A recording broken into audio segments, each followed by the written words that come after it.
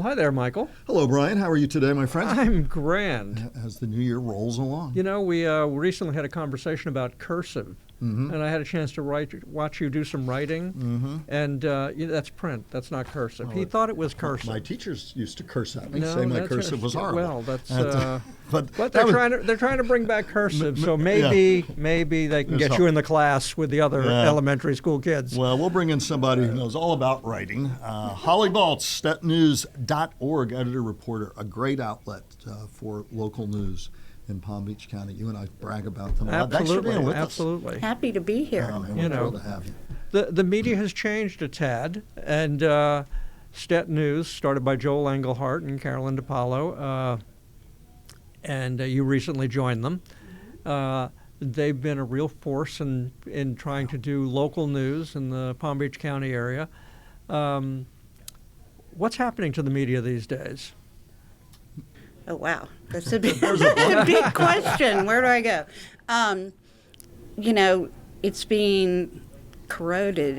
It's between the attacks on the credibility and then the lack of money and resources for those who are trying to be credible is it's really a tough spot we're in right now because it has a lot of reverberations for, beyond you and me, for folks and their tax money, for our democracy, and so on. It was funny. You and I talk about this a lot. I must say, Brian, I like to kid a lot, but he's been one of the fiercest advocates for years as we talk about the need for robust press, about the need to stand up for the First Amendment. I'm curious for both of you. Saw recently, in fact, you all reported it recently, among others, 51 unopposed races so far in Palm Beach County. And I couldn't help but wonder if that's part and parcel, because if people aren't informed about what's going on enough, don't know enough about what's going on to be concerned enough and to know enough about candidates, it leads to the fact that right now we're at 51 and counting in Palm Beach County. Wherever you live in Florida, I'm sure you can look up your own numbers, but I'd be surprised if the number of unopposed races isn't different. Is there a connection there about what's going on in your mind? I would think so. I think when people vote, they really don't want to be uninformed. And I'll give you an example of a theory I have. The Palm Beach Post, every year for elections, they do previews. And one of the most viewed is the preview of the judicial elections. And my theory is because, unfortunately or fortunately, we don't go before a judge too often. And how do you assess them? People do want to walk into that booth and know what they're doing. Fewer people out there wanting to run for those offices doesn't surprise me at all, sadly.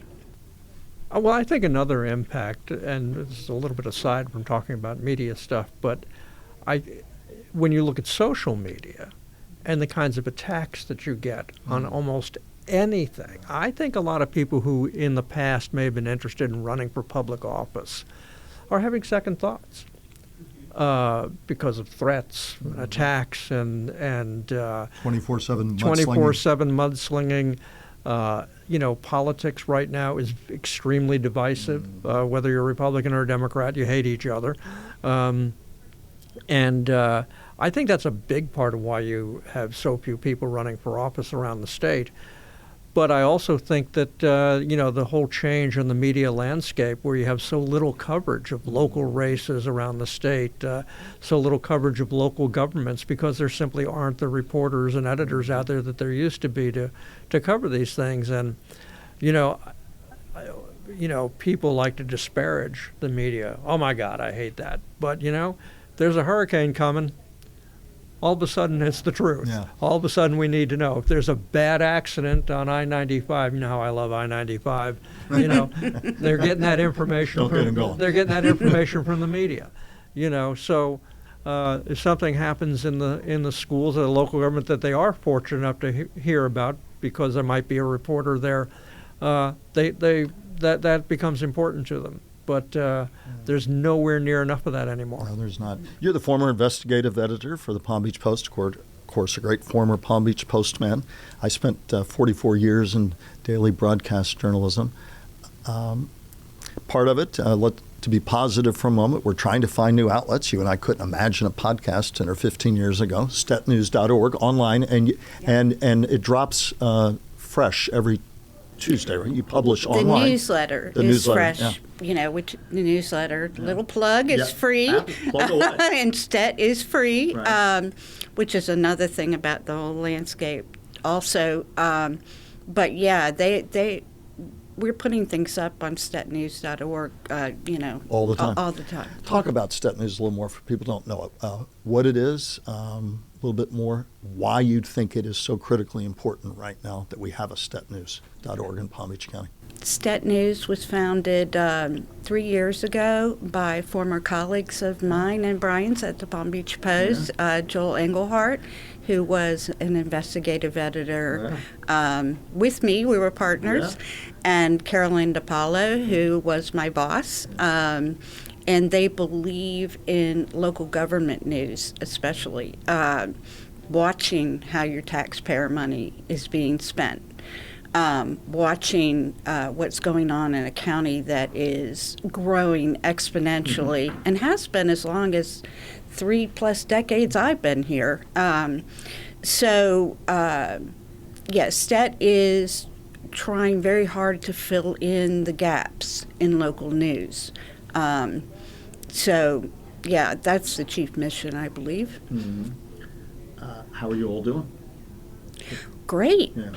I'm a happy subscriber. There was just a campaign of nonprofits that foundations that help with nonprofit journalism outlets, and if you contributed money, this thing called NewsMatch would match it, right? Mm-hmm. And the goal this year was far surpassed, or last year I should say, and triple. Stet News got triple what they got a year ago. So really good news. People believe in it and clearly are supporting it. Well, why do you think that there is so much concern about the media telling the truth? Well, part of the concern is unfounded, to be honest. I mean, we're all human beings. I think, yes, there is bias. In my 4 decades covering the news, I gotta say, I never saw anyone bring up the politics of whether to cover an event or how to cover an event. But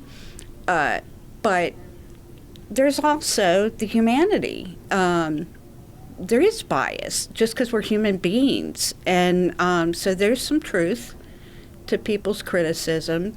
I just wish they could do it in a way that, might be more constructive to the community, as in writing a letter to the editor or, making it a discussion, which I know is something we all struggle with these days, rather than making it an argument.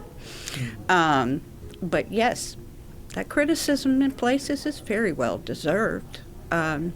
Just wish we could talk more rather than accuse. Why haven't we done a good enough job of defending ourselves, those of us trying to, and there's still a lot who are doing that. Why haven't we? Have we cowered too much against the onslaught, the media in general? People who want to go out and do a good job, work with colleagues like you do, as you had for many decades, as I have. Have we kind of gone into a rope-a-dope where we're getting pummeled and don't speak out enough? I ask you both. Well, I think that social media has changed everything. If people go on X and trash a headline without even reading the story. But it's even worse than that. I will see, say on Facebook, a report about, I saw this recently, about teenagers who died in a car accident. And you look at the comments, and some of the comments are so harsh, Vulgar. so unpleasant, and you're thinking, the family just got told a few hours ago that their children are dead. and you have to go on Facebook and just be nasty. I see that all the time. I don't understand it. I don't know why. I don't know what's happened to us as citizens and as human beings that we can't, at a time like that, hold our opinions and just offer condolences.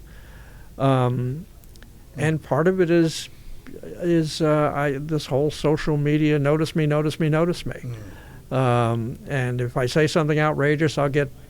They're not even unhappy if 100 people say, "You're an ass for doing that." They don't care because I got 100 people to react to me. The lies that are told out there that people just accept.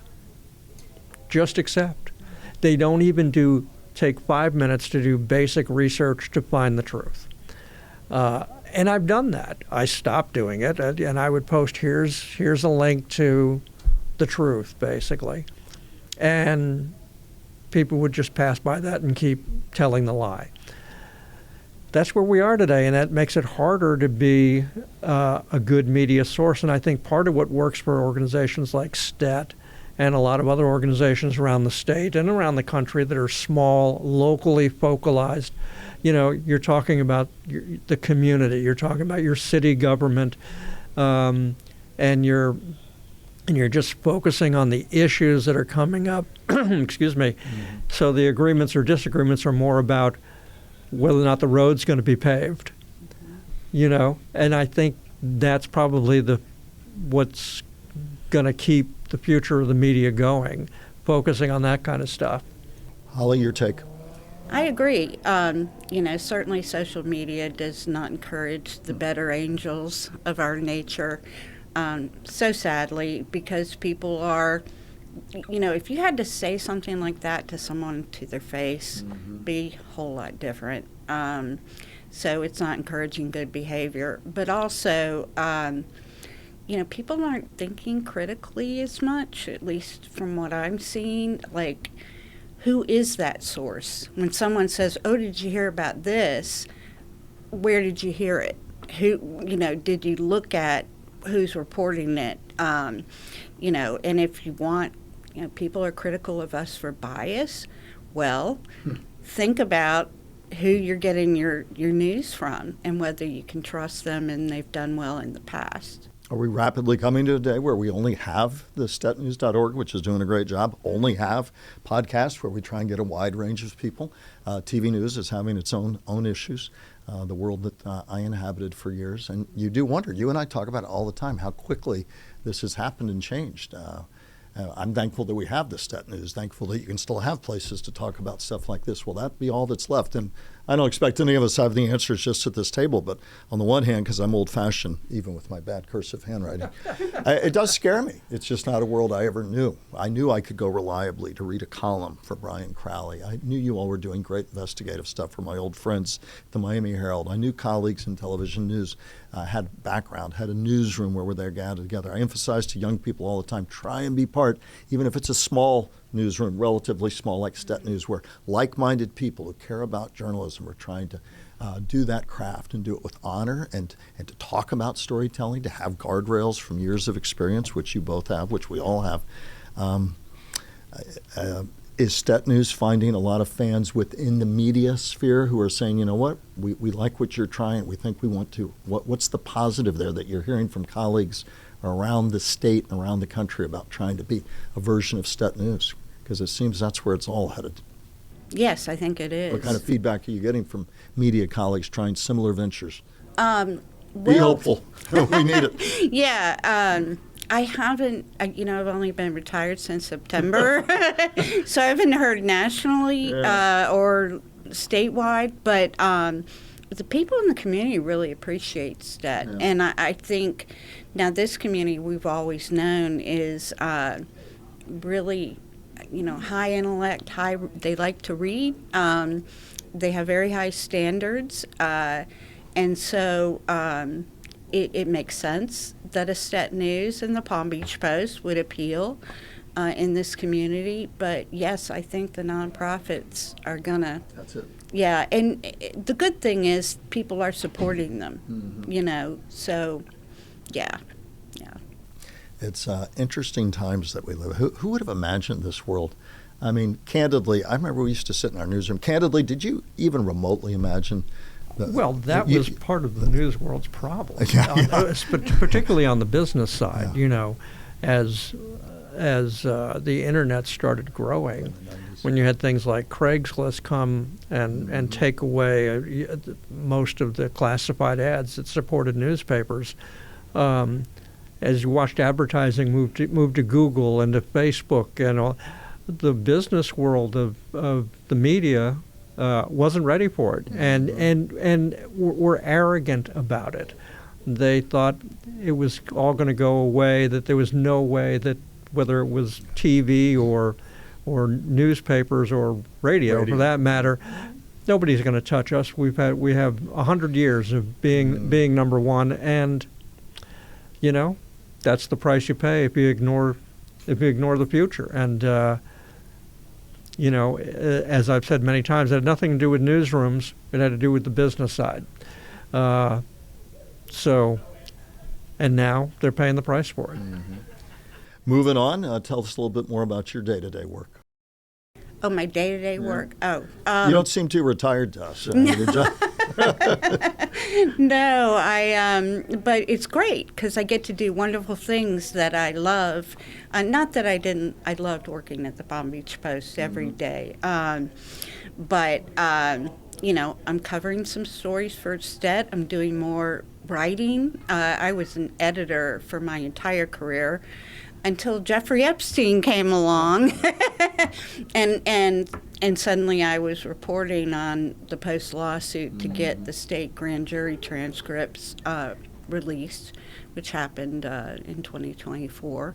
And by that vein, I'm actually getting national news organizations calling me about Jeffrey Epstein, of all things.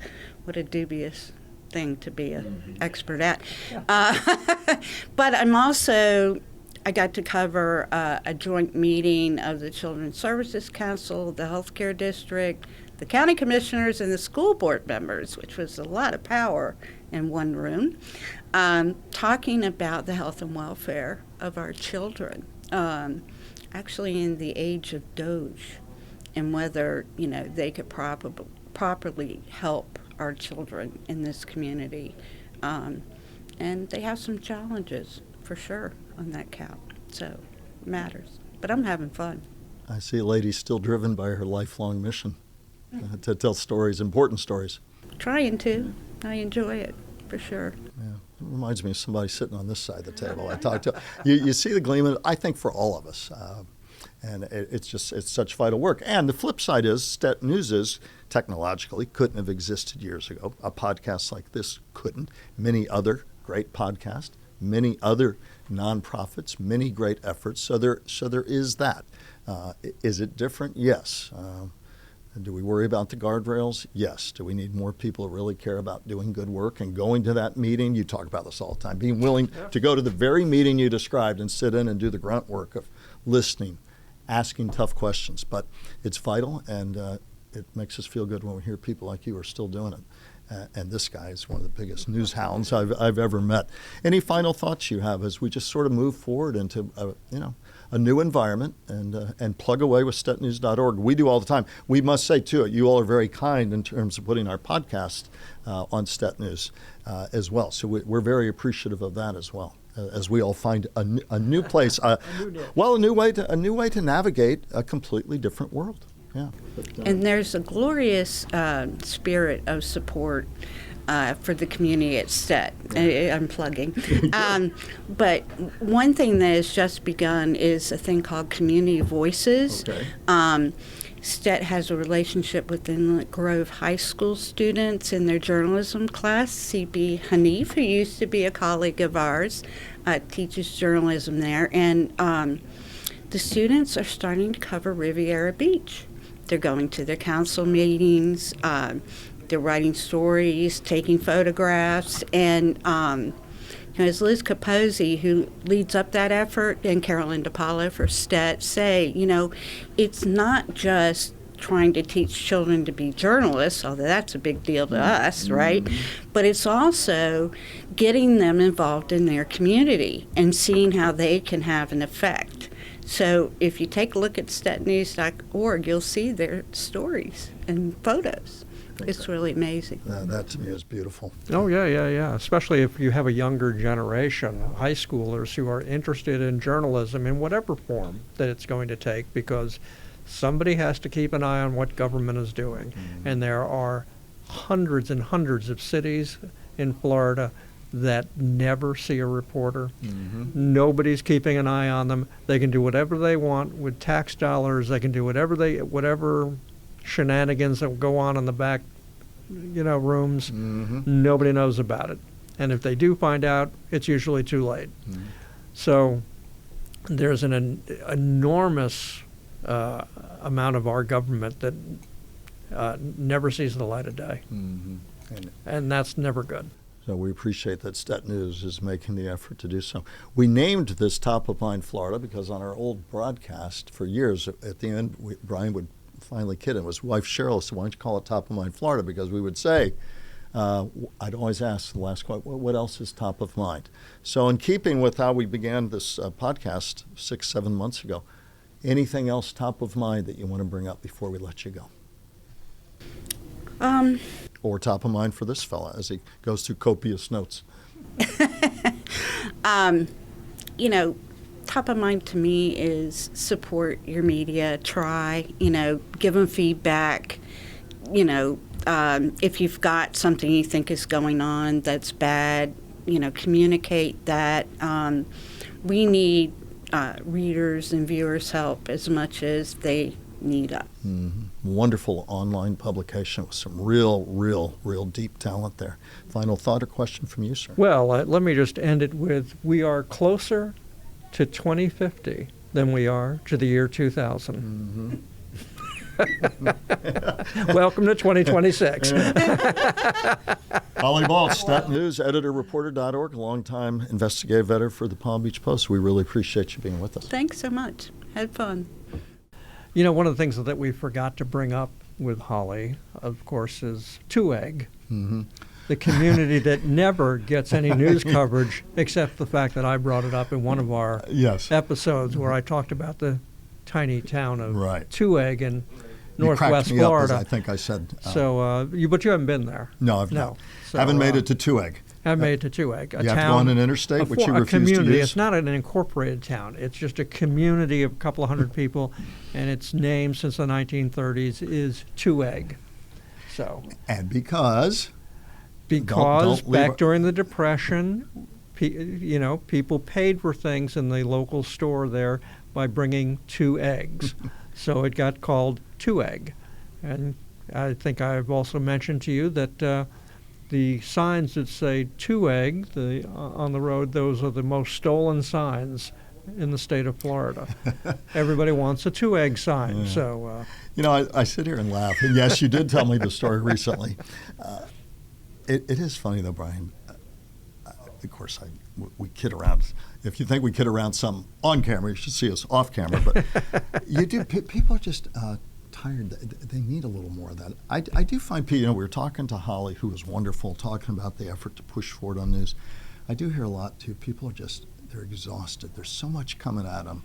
They need a break. They need to hear about more 2eggs. They need to hear about. Doesn't mean that we should in any way obscure the important issues. And we have guests on all the time talking about what's going on legislatively, what's going on in the political arena, all that. But when we kid and josh with each other, not that we're trying to be a comedy show, because we'd be out of a living very quickly. But yeah, don't you feel that too? People need a 2egg moment. They need just a light moment. Oh, sure. I hear it all the time. People say they literally exhausted just with all the stuff coming at them. Oh, well, So keep coming back keep going to 2egg, Brian. There's dramatic stuff happening every 15 minutes these days. So, it can be exhausting after a while. You get to the point where you don't want to watch the news or listen to anything because you're like, oh my God, Do you what else have, is I happening? literally have family and friends say that. They say it's too much. I have to try to unplug. Do you have that too? With Yeah, a little bit, sure. with- Yeah. I don't mean necessarily you personally, but Yeah, no, I'm a you news hear- junkie, so yeah, I well, can't so stop. am I. But from family or friends, you say, oh my gosh. Yeah, no, absolutely. They get tired of it. And, Well, you don't hear a lot of good news. You know, it's always something dramatic is going on. So, and a lot of people are, they're worried about the economy and other things like that. And but I think that's also part of the reason people are going more and more to podcasts and social media. Some of these gigantic podcasts have millions of listeners. And I think it's a way for people to kind of escape the mainstream of everything. well, and I think that's a great chance to plug our own podcast. Are we doing one? We're doing. Yeah. No, I mean we try and get guests on every week, whether across all parts of the community, whether it's people doing philanthropic work. We've had musicians on. We had a rocket engineer last year. Of course, I was thrilled. A comic book guy? A comic book aficionado, and you should have seen our production crew. They're gathered around. We had all that stuff going on. We've had a lot of people. We had radio personalities. We have a lot of fun people, a lot of thought leaders, a lot of people in the legislative arena, because what they're doing is going to affect your pocketbook and mine, and so on and so forth. It's been informative. It's been fun. At one point, we said headlines, hard questions, and humor. We hope that you're seeing that as we try and create our little niche in the world, Brian. I mean, do you agree? Yeah, no, absolutely. I think that we've had a good mix of guests, and of course, you can watch us or listen to us anytime you want to. So if you want to see the comic book guy who was on a few weeks ago, he's still there to talk about his comic books. We had a internationally known saxophone player on, Patrick Lamb. Patrick Lamb. He was great. Fantastic, and even got to see one of his performances. So he was great. Yeah. That, and we've had lots of serious politicians on, and we try to not just hammer them with hardcore issues. That's why we bring up things like 2-egg and with Toby Oberdorf, the state rep, I told him that one of the biggest challenges he was going to face in this legislative session was the question of whether or not to remove the yellow sticker from license plates. We keep you posted on all of that. And, there's actually legislation to do that. So, when you think of all the great issues confronting Florida, the yellow sticker on the license plate has got to be one of the biggest. Good stuff. And by the way, just one final note. Please tell all your friends that, Connected TV now. We drop new episodes every Sunday morning now, 9 a.m., both on YouTube and all of our audio platforms. The thought being that you can go to your smart TV now, flip it on at 9 o'clock in the morning, have that cup of coffee you used to have with us on our old WPTV To The Point broadcast. We brought it over to Top of Mind, Florida. Flip on the TV at 9 a.m., go on an audio platform. I love what you said, though. Love to have you Sunday morning. Sit down with us, as so many of you did for 14, 15 years. Although you can listen to us all week long, too. And I was about to say, and the nice thing is, though, if you miss that, you can get us 24/7. Exactly. That I do like a lot. It's very easy to find. Yep. Anyway, final thought. We'll let you close it out, sir. Well, my final thought is thank you to everybody who's already subscribed and who's already watching and listening, and we really appreciate it. And if you have any comments, send your comments to top of mind Florida at gmail.com. Or you can send it to the top of the at gmail.com. I'll get an AI to translate that. And support our friends at stetnews.org. They're great. Absolutely. Great. And many thanks to Comar, our production company. They do a fantastic job, and we really appreciate it. Yes, we do. Comar, the best production group in the biz. Comar. Yeah, we'll have to drag them out on camera one day. Show them off a little bit. Thanks for being with us.